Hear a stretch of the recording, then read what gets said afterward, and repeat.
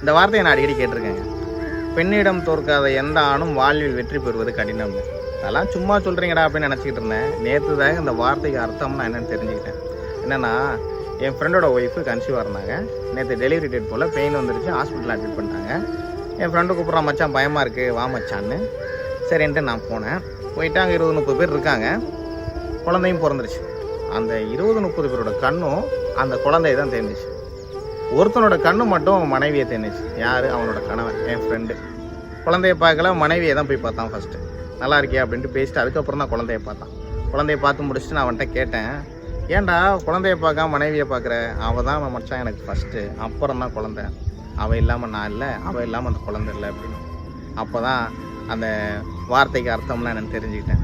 பெண்ணிடம் தோற்காத எந்த ஆணும் வாழ்வில் வெற்றி பெறுவது கடினம். அவன் தாங்க ரியல் ஹீரோ. அவன் சொன்னான் பாருங்க கடைசியாக ஒரு வார்த்தை, அவள் தான் எனக்கு எல்லாமே அப்படின்னு. யாருக்கெல்லாம் அந்த மாதிரி அமைஞ்சிருக்கு சொல்லுங்கள்.